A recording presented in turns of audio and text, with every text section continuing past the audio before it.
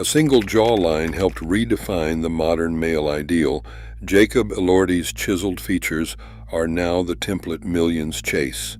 After a 340% surge in jawline exercise searches and a tidal wave of Looksmaxxing trends, what is really shaping this frenzy? Genetics, grooming, or surgical finesse? We are tracing the science, the industry, and the consequences behind a global obsession.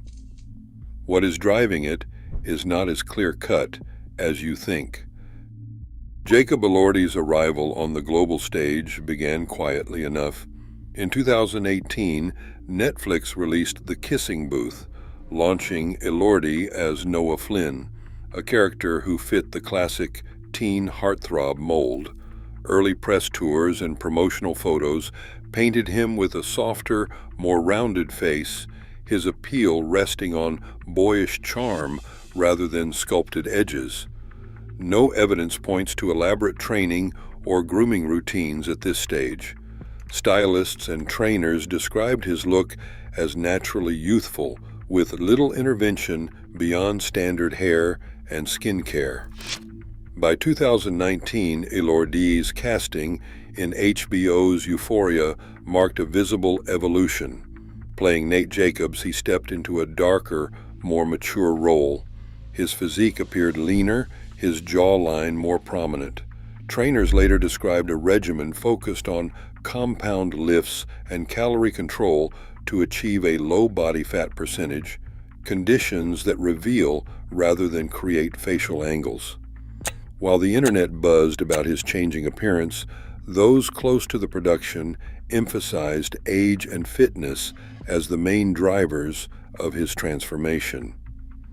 Red carpets soon became a showcase for this new image.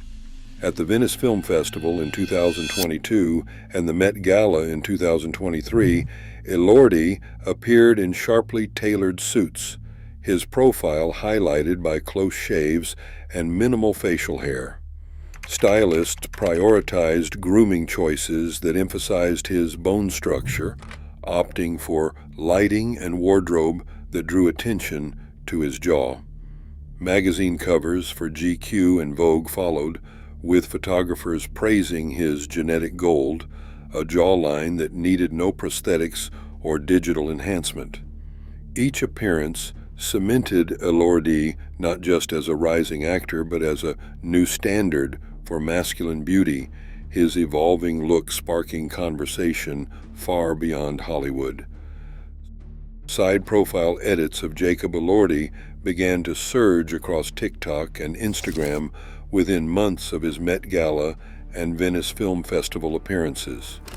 Fans clipped together timelines with 2018's rounder cheeks dissolving frame by frame into the razor-edged jawlines of 2024. Hashtag Jacob Elordi jawline and hashtag Looksmaxxing racked up hundreds of millions of views as users dissected every angle, shadow, and grooming choice. Some edits ran side by side with magazine covers from GQ and Vogue, pausing on frames to annotate the slope of his mandible and the interplay of lighting across his chin. What started as admiration quickly became a kind of crowdsourced analysis. Creators used morphing tools to blend Elordi's earlier roles with his latest red carpet moments, fueling endless debate in comment threads about what was natural, what was styling, and what might be digital enhancement. The viral reach was staggering. One TikTok compilation comparing profiles from 2018 and 2024 crossed 10 million views in a single week. Instagram Reels followed suit, with before and after montages set to trending audio, sparking copycat edits across languages and continents. This visual remixing was not limited to fan pages. Fitness influencers and grooming brands began sharing these edits as proof of what was possible, while Reddit threads broke down the mechanics of each transformation. The effect was a self-reinforcing loop. Every new edit, Every viral comparison amplified the idea of the Elordi jawline as something both iconic and perhaps attainable. Social media did not just reflect the obsession, it spread it pixel by pixel until the line between admiration and aspiration blurred. Within weeks of Jacob Elordi's red carpet appearances and the streaming release of Saltburn, the numbers behind the jawline obsession became impossible to ignore. Google Trends registered a 340% spike in searches for jawline exercises from November 2023 through January 2024. A surge echoed in headlines and confirmed by independent analytics firms. The term Looksmaxxing, once a niche phrase on Reddit and underground forums, exploded in popularity, growing more than fivefold on TikTok between 2022 and 2024. Videos tagged with hashtag Jacob Elordi jawline and hashtag Looksmaxxing now number in the millions, with some edits surpassing 50 million views each. Dating apps reported a striking shift in user behavior. Bumble and Hinge both saw a 25% increase in men uploading side profile selfies or emphasizing jaw angles in their main photos, while internal data from Tinder showed a parallel rise in bios referencing jawlines, facial structure, or Elordi by name. These trends were not limited to the digital world. Grooming brands and fitness companies responded in real time, launching jawline trainers, contouring serums, and facial sculpting tools, products that cited Elordi's image in their marketing or leaned heavily on the promise of a more defined profile. Industry analysts and cultural critics point to this data as evidence that the Elordi effect had moved beyond fandom into a full-blown commercial and behavioral phenomenon. The metrics reveal not just attention, but intent. Millions searching, posting, and reshaping their online identities, all in pursuit of a jawline that suddenly seemed within reach. The next question: how much of this effect is rooted in biology, and how much is shaped by lighting, editing, or intervention? Maxillofacial surgeons point to hard evidence. The shape and width of the jawbone are overwhelmingly set before a person ever steps in front of a camera. Twin studies and large-scale genetic research estimate that as much as 90% of jawline structure comes down to heredity. The size of the mandible, the angle of the jaw, and the width between the bones are all determined by DNA, by genetics. Bone structure is the genetic lottery. Fat loss only reveals what's already there. Dermatologists and plastic surgeons add another layer to the picture. For men, a body fat percentage below 12% will make facial features appear sharper, but it will not change the underlying bone. Temporary enhancements like hyaluronic acid fillers can add definition for 6 to 18 months. Kybella can dissolve small pockets of fat under the chin, but the effects are modest and come with risks, including nerve injury, swelling, or asymmetry in up to 2% of cases. Non-surgical tools can tweak contours, but they cannot build bone or permanently shift genetics. Even with the full menu of modern interventions, there are limits. Fillers fade, fat returns, and no injectable can widen the jaw or change the angle of the mandible. The science is clear. Jacob Elordi's jawline is mostly a product of his genes, revealed by age and leanness, not by shortcuts or secret procedures. The promise of quick fixes, so often seen in viral ads and influencer posts, rarely matches biological reality.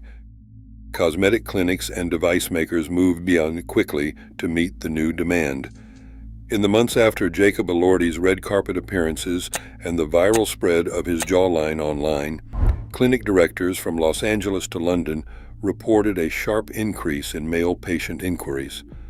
According to the American Society of Plastic Surgeons, consultations for jawline contouring and fillers among men rose by more than 40% between 2020 and 2023, with some clinics citing a 28% year-over-year jump in jaw augmentation requests following late 2023. At the same time, manufacturers of facial fitness devices saw global sales triple, reaching $150 million by early 2024. Products like jaw exercisers and chewing gums were suddenly everywhere, promoted by influencers who promised a shortcut to Elordi-like definition. Regulators soon took notice. The Federal Trade Commission issued warnings to several jaw training brands for advertising permanent results without scientific proof, and a 2024 settlement forced 3 companies to refund millions to customers over false claims. Industry analysts pointed out that more than half of male patients now cited social media or influencers as their reason for seeking jawline enhancements. The money flowed rapidly into clinics, device makers, and grooming brands, while questions about safety, efficacy, and consumer protection grew louder. The commercial surge was unmistakable, but the risks and realities behind the marketing would soon become impossible to ignore. Plastic surgeons warn that jawline surgery, whether through implants or bone reshaping, carries real risks. Complication rates range from 5 to 10%, with possible outcomes including infection, nerve damage, or long-term asymmetry. Even non-surgical options like fillers and fat-dissolving injections can cause swelling or uneven results, and their effects fade within months. Yet the demand continues to rise. Psychologists are now seeing a 30% increase in male patients reporting facial dysmorphia since 2023, often citing celebrity profiles or viral edits as triggers. One clinician describes men in their 20s spending thousands on procedures after seeing side-by-side comparisons online, only to struggle with regret and anxiety if the results fall short of the digital ideal. Meanwhile, fashion photographers and editors point out that much of what appears sculpted on magazine covers or red carpets is the product of technique, not transformation. An 85mm lens paired with strong side lighting can make a jaw appear wider and sharper by as much as 20%. Retouching and angle selection do the rest. Cultural critics remind us that this obsession with the chiseled jaw is a recent invention. In earlier decades, masculinity was defined by ruggedness or even softness, not the geometric precision now sought after. The Elordi jawline, then, is as much a mirror of shifting ideals as it is a product of nature or intervention. In an era where a 340% spike in jawline obsession shapes industries and identities, every scroll blurs the line between nature and engineered perfection. Algorithms sell ideals, but biology sets limits. The real question now is, whose standard are we really chasing? Drop your thoughts in the comments.